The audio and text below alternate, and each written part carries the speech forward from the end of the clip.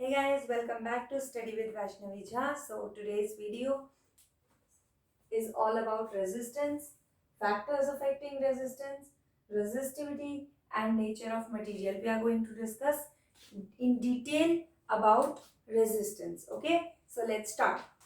So resistance, what it is, what we studied in the earlier class, that it is a property of a conductor to resist the flow of current. क्या होता है resistance? किसी conductor की ये property है कि वो कितना करंट को रोक सकता है. रेजिस्ट करने का मतलब रोकना. तो कितना करंट को रोक सकता है, ये किसी कंडक्टर की प्रॉपर्टी जो है उसको हम रेजिस्टेंस कहते हैं. इसको हम समझेंगे अभी. SI यूनिट क्या थी इसकी? ओम थी, because Ohm was the scientist जिनके वजह से ये क्वांटिटी जो है ये एग्जिस्टेंस में आई. Then representation is by R and formula was given by Ohm's law. V is equal to IR. So from here we can calculate that R is equal to V upon I, right? Current यहाँ पे multiply हो रहा है, तो ये current यहाँ पे multiply हो रहा है, इक्वल टू के उस तरफ जाकर क्या होगा, ये डिवाइड होगा. Okay, so it is V upon I is equal to R. Now what is the relation between resistance and current? Okay, यहीं से आपको ये भी समझ में आ जाएगा कि ये जो स्टेटमेंट है इसका एक्चुअली में मीनिंग क्या है. तो ये देखिए, ये एक वायर है हमारे पास और इस वायर में से करंट जो है वो पास हो रहा है. ठीक है, इस वायर में से करंट पास हो रहा है. अब ये वायर क्या करता है, ये वायर कुछ रेजिस्टेंस प्रोवाइड करता है. अब ये करंट इजीली फ्लो कर रहा है, तो इसको रोकने के लिए वायर अपनी तरफ से कुछ जो है रेजिस्टेंस, कुछ रुकावटें प्रोड्यूस करता है. कैसे? जैसे सपोज करो ये ब्लू वाली गाड़ी आपकी है और ये ब्लैक वाला जो है, जितनी भी गाड़ियां हैं सारी, ये ट्रैफिक है, right? Okay, the blue one is your car and the other black ones are the other cars which are acting as hurdles in your path. वो जितना ज्यादा ट्रैफिक होगा उतनी आपकी स्पीड कम होगी, राइट? क्योंकि वो आपके रास्ते में एक हर्डल की तरह एक्ट कर रहे हैं कि जहां आप पहुंच जाते 15 मिनट में, वहां आपको हाफ एन आवर लग रहा है. तो ये क्या है, ये सारे के सारे क्या प्रोवाइड कर रहे हैं, ये सारे के सारे एक रेजिस्टेंस प्रोवाइड कर रहे हैं, जिसकी वजह से कि आपका जो फ्लो है, राइट, आपका जो फ्लो है वो कम हो गया है. जितनी तेजी से आप जा सकते थे, your speed has reduced, right? Same thing happened here. ठीक है, ये चीज यही, यहाँ पे भी यही चीज होती है. Same thing happens. So what happens that whenever current is passing through the wire offers some resistance. जब भी करंट वायर से जाता है तो वायर जो है वो एक कुछ रुकावट प्रोड्यूस करती है उस करंट के रास्ते में. अब ये कितना रुकावट प्रोड्यूस करती है, राइट, ये डिपेंड करता है कि वो मटेरियल कौन सा है. ठीक है, for example if I talk about copper, तो copper supports electricity, right? Copper की ही वायर्स होती हैं, तो वो कम रेजिस्टेंस ऑफर करेगा, कम वो करंट को रोकने की कोशिश करेगा. यही अगर कंपैरेटिवली लिया जाए पेपर या वुड या कोई भी इंसुलेटेड मटेरियल जैसे कि प्लास्टिक, तो इन सब के थ्रू ही करंट जो है वो पास नहीं हो पाता है या बहुत लीस्ट अमाउंट में होता है. क्यों? क्योंकि वो जो रेजिस्टेंस प्रोवाइड करते हैं वो बहुत ज्यादा करते हैं, राइट? तो it depends on the material, but it is the property of material to provide some resistance, some obstacle, some hurdles in the path of current. ठीक है, आई होप आपको समझ में आ गया होगा डायग्राम के थ्रू कि जो ये वायर है वो कुछ ना कुछ रुकावट प्रोड्यूस करने की कोशिश करती है, जैसे आपके लिए होता है जब भी ट्रैफिक में गाड़ी फंसती है. Same is the case. Okay, so yeah now ये जो चीज है, ये जो फॉर्मूला यहाँ पे लिखा है, इस फॉर्मूले से हमें एक चीज पता चलती है. क्या? देखो, दैट R इज, या you can say that I is,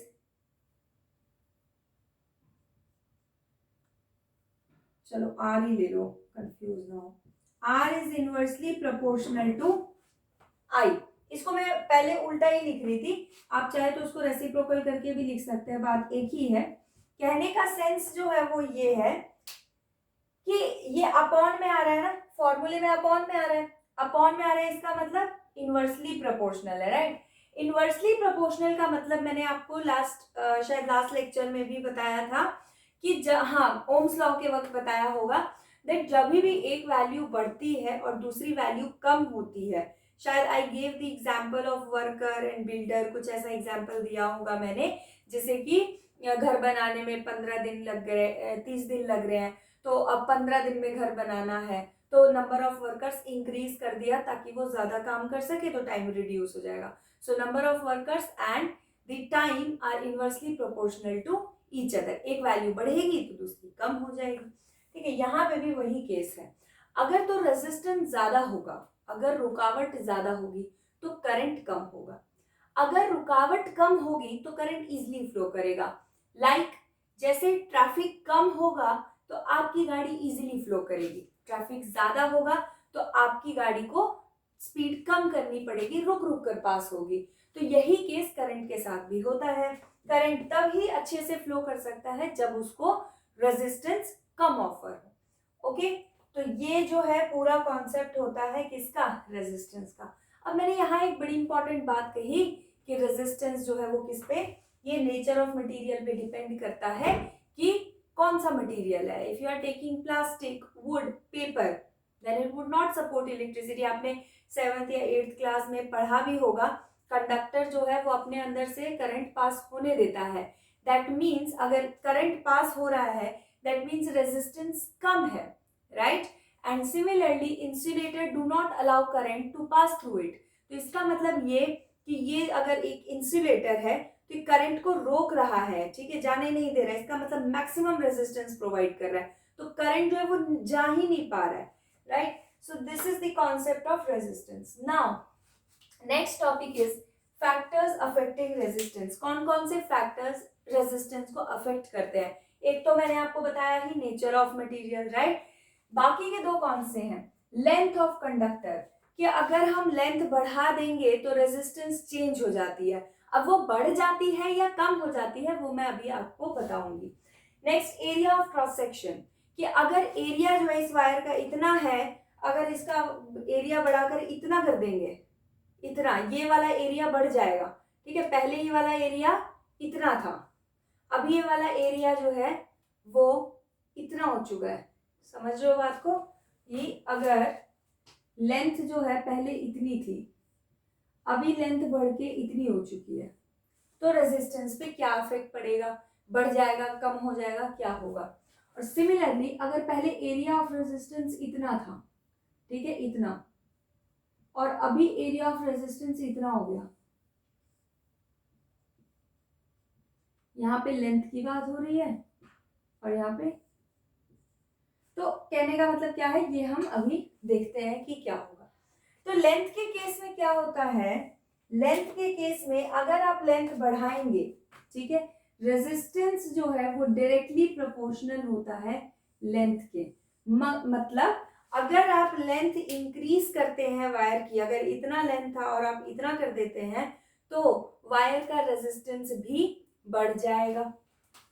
और एरिया ऑफ क्रॉस सेक्शन के साथ क्या होता है, इनवर्सली प्रोपोर्शनल होता है। इनवर्सली प्रोपोर्शनल होता है मतलब कि अगर आप एरिया बढ़ा देंगे वायर का, तो एरिया बढ़ा दिया हमने वायर का, तो क्या होगा, इस एरिया में से करंट ज्यादा पास होगा। ऑब्वियस सी बात है ना, आप इमेजिन करो थोड़ा, अगर ये वायर थी, ठीक है, इसमें से इतना ही करंट जा सकता है जितना इसका एरिया है, सिर्फ इतना ही करंट जा सकता है। अगर इस वायर का बढ़ गया, ये सरफेस बढ़ गया, अब ये वायर में से देखो इतने में से करंट जाएगा, तो ये obviously the amount of current will increase, right. तो इसका मतलब क्या है कि करंट बढ़ गया तो रेजिस्टेंस कम ऑफर हो रही है, राइट। तो आपने एरिया बढ़ाया तो रेजिस्टेंस क्या हो रही है, कम हो रही है। And similarly the length case, in the length case what it is, कि इतनी अगर वायर थी, इतना अगर वायर का साइज था, तो इसके अंदर मान लो थोड़ी सी रेजिस्टेंस ऑफर हो रही है बट करंट पास हो रहा है। अब आपने लेंथ बढ़ा दिया तो करंट तो बेचारा उतने का उतना ही है, बट रेजिस्टेंस ऑफर होने वाली वायर तो लंबी हो गई, तो रेजिस्टेंस अभी ज्यादा हो रहा है क्योंकि आपने लेंथ इंक्रीज कर दिया। तो सिमिलरली यहाँ पे ये चीज को मैं डायग्रामेटिकली भी समझा देती हूँ। देखो अगर लेंथ जो है वो इतनी थी, the length was this much, तो जो करंट पास हो रहा है वो इतना हो रहा है सपोज, ठीक है, करंट जा रहा है। अब इसके रास्ते में जो आने वाला रेजिस्टेंस है वो सपोज इतने थे, 4 एरोज क्या है, ये रेजिस्टेंस है, ये सब क्या है, रेजिस्टेंस। अब क्या हुआ, वायर आपने लंबी कर दी, ये सेम रखा एरिया, लेकिन वायर की लेंथ आपने बढ़ा दी। अब क्या हुआ, अब ये हुआ कि रेजिस्टेंस तो ये पूरा मटीरियली प्रोवाइड करेगा ना, ये तो पूरा ही मटेरियल प्रोवाइड करेगा पूरी लेंथ तक, और करंट तो उतना ही है।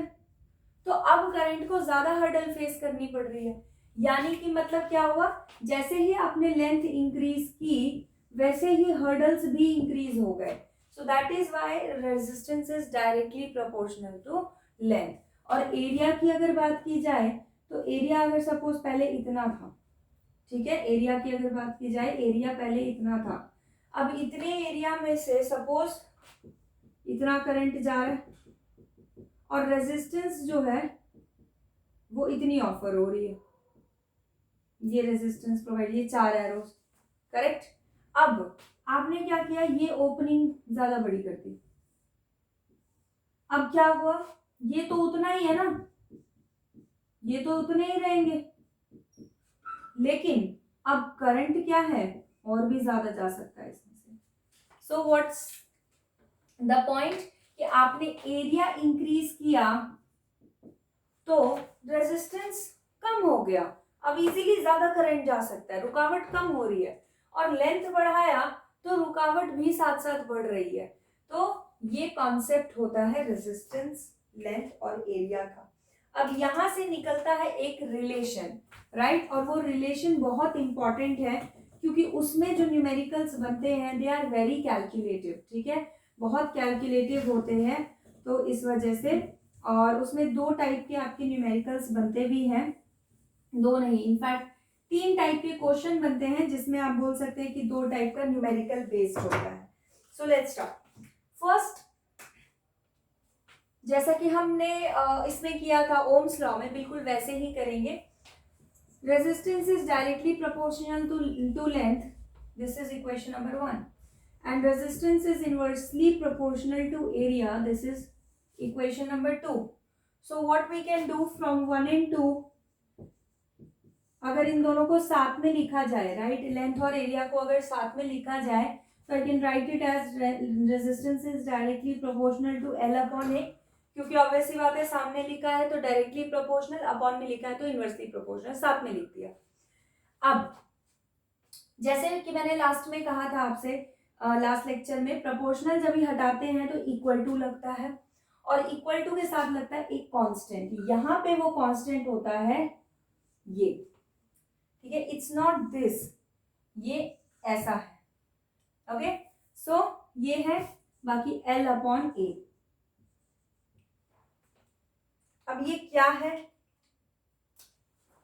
लिखेंगे, वेयर L आपको मालूम है length, A length of wire or conductor, you can write anything. A is area, area of what, cross section. I'll talk about this cross section जब भी मैं आपको न्यूमेरिकल बताऊंगी तभी भी बात करूंगी इस बारे में। And rho is what, resistivity, it is what, resistivity, ये एक प्रोपोर्शनैलिटी कांस्टेंट है, और इस प्रोपोर्शनैलिटी कांस्टेंट का नाम क्या होता है, इट इज रेजिस्टिविटी, ठीक है, यू कैन से इलेक्ट्रिकल रेजिस्टिविटी ऑल्सो। तो ये रेजिस्टिविटी है, पहले आप इतने का स्क्रीनशॉट ले लीजिए, उसके बाद मैं बताऊंगी रेजिस्टिविटी क्या है, और ये और नेचर ऑफ मटेरियल कैसे एक दूसरे से कनेक्टेड है, okay. So take a screenshot of it.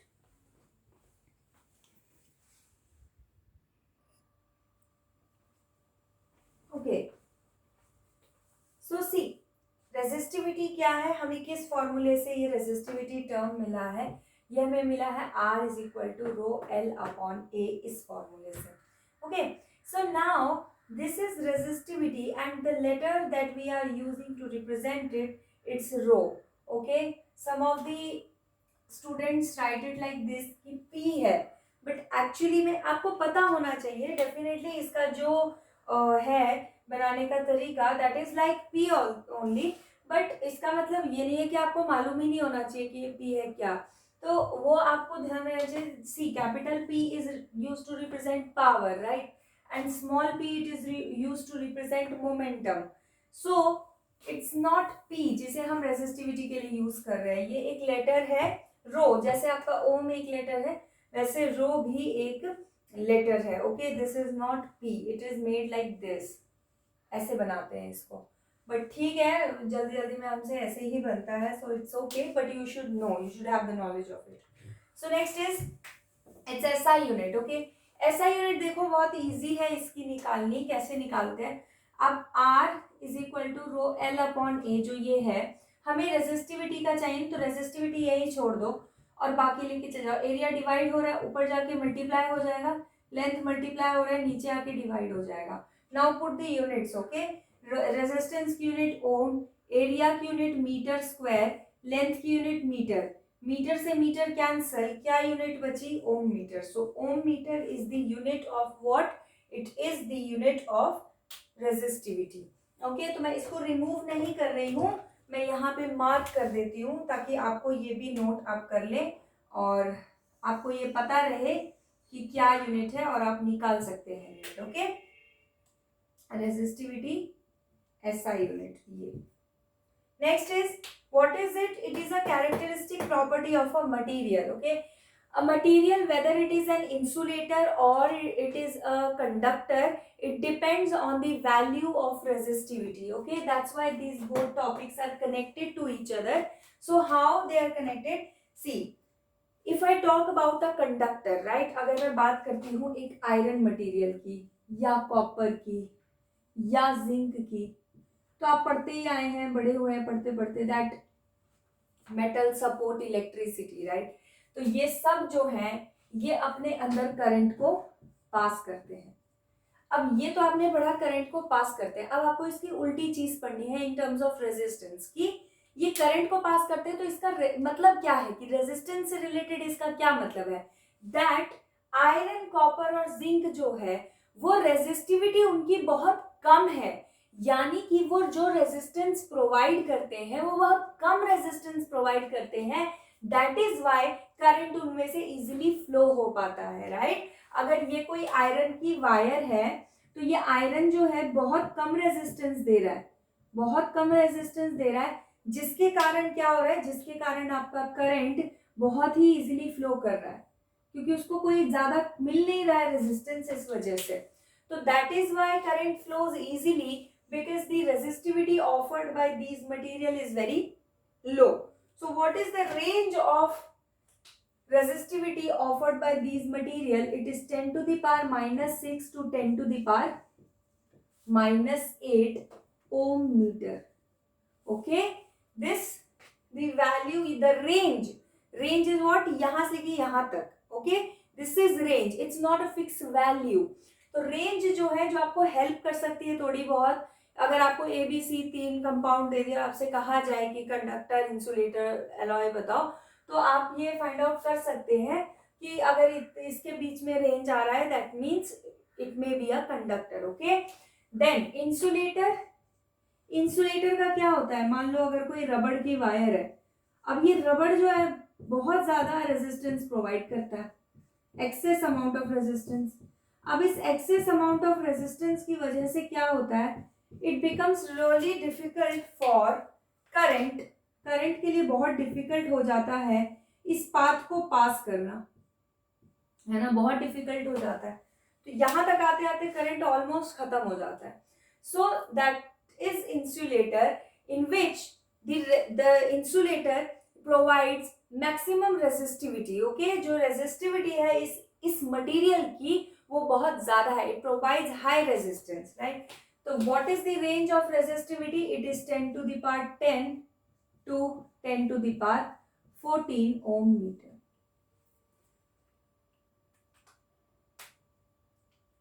Okay, you may notice the difference. Here the value of power is in positive. यहाँ जो पावर है वो कैसी है, पॉजिटिव टर्म्स में है. पॉजिटिव मीन्स आप खुद देखो 10 की पावर 10 मतलब 10 जीरोज, कितनी लार्ज रेजिस्टिविटी है. और यहाँ पे आप देखो अपॉन में 10 की पावर 8 है या 10 की पावर 6 है, मतलब नीचे 1 अपॉन 6 जीरोज, राइट. इसका मतलब क्या हुआ, इसका मतलब क्या हुआ 1 अपॉन 8 जीरोज. अब ये देखो आप 0.0000000 ये आ रहा है, तो कितनी छोटी रेजिस्टेंस है, तो कितना मतलब रेजिस्टिविटी है, कितनी कम रेजिस्टिविटी ये मटेरियल ऑफर करता है, तो करंट तो इजीली जाएगा ही. And same is the concept with insulator. इसका मतलब क्या हुआ, एक के आगे 10 जीरोस, तो कितनी लार्ज रेजिस्टिविटी है, तो ज्यादा रेजिस्टिविटी है तो ज्यादा रेजिस्टेंस ऑफर करेगा, तो करंट इजीली फ्लो नहीं कर पाता है. एंड जो मिड वे वैल्यूज है, इनके बीच की जो वैल्यूज है वो सारी क्या होती हैं, alloy. Okay, so I am going to erase it. आगे चलते हैं. नेक्स्ट हमारा आता है एलॉय के बारे में कुछ डिटेल्स, वो मैं आपको बता देती हूँ. एलॉय जो है उसको यूज किया जाता है in heating devices. Alloy is used in heating devices. और आता है कि क्यों यूज करते हैं इनको in heating devices, why do we use them in heating devices. ठीक है, तो इसका कारण क्या है, इट हैज हाई रेजिस्टिविटी. क्या रीजन है, इसकी जो रेजिस्टिविटी है वो हाई होती है and it does not burn और ऑक्सीडाइज एट हाई टेम्परेचर. अब आपके दिमाग में ये होता क्या है, एलॉय होता क्या है. It is a mixture. Okay, mixture of metals, non metals, सब मिला के अकॉर्डिंगली जो डिजायर्ड हमें चाहिए मटेरियल, वो बनाने के लिए क्या किया जाता है, कई बार दो मेटल्स को, 2 या 3 मेटल्स को, या 2 मेटल किसी एक नॉन मेटल को मिक्स करके एक नया मटेरियल बनाया जाता है. और वो जो नया मटेरियल होता है उसे कहते हैं हम एलॉय.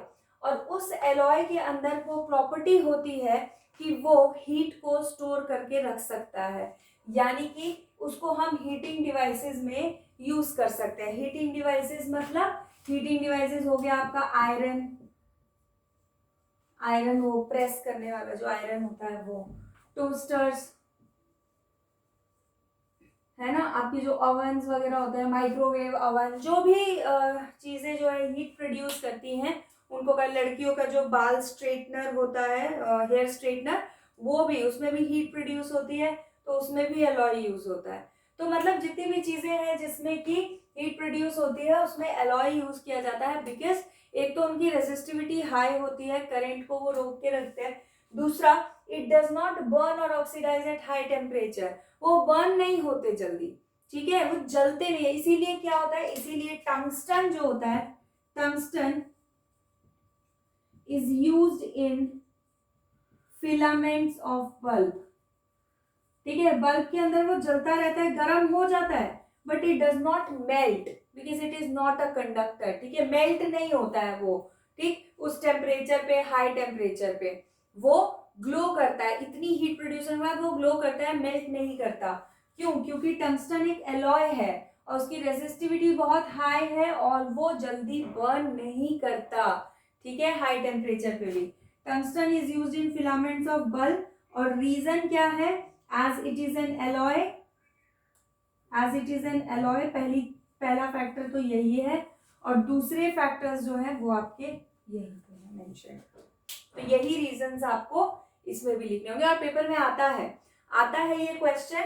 मतलब लगा लो आपका गिव रीजन करके, गिव रीजन में एक पार्ट आपसे ये पूछा जा सकता है. एनसीईआरटी में भी एक्सरसाइज में आई थिंक जब भी मैं कराऊंगी तो हम डिस्कस करेंगे, वहां पे भी ऐसा क्वेश्चन कुछ है. तो ये एलॉय का पूरा आता है, मतलब कुछ भी इससे रिलेटेड पूछ सकते हैं आपसे. मुझे ये आयरन को क्यों यूज किया जाता है, एलॉय को क्यों यूज किया जाता है इन इलेक्ट्रिक हीटर्स, टोस्टर्स, इस तरीके से. या फिर पूछ लेंगे टंगस्टन को बल्ब में क्यों यूज किया जाता है, तो ये ज़्यादा से ज़्यादा 1 नंबर का गिव रीज़न आ सकता है या 2 नंबर तक में आ सकता है. So basically this question comes in your exam for 1 or 2 mark. Okay, again this is or not half, 1 or 2 marks. ठीक है, okay. So yeah we are done with resistivity and nature of material. अब हम next class में discuss करेंगे resistivity की values. Okay, resistivity के numericals and इसके जो न्यूमेरिकल्स होते हैं काफ़ी कैलकुलेटिव होते हैं, तो उनको हम डिटेल स्टडी करेंगे. अभी आप लोग इसका स्क्रीनशॉट ले लीजिए जल्दी से. Okay, so yeah, that is it for this video, and in the next video we will be discussing the numericals, and yeah, that's it. So if you like this video, please do like, share and subscribe my channel, and also do not forget to hit the bell icon. Thank you, take care, and बहुत जल्दी मिलते हैं एक नए video के साथ.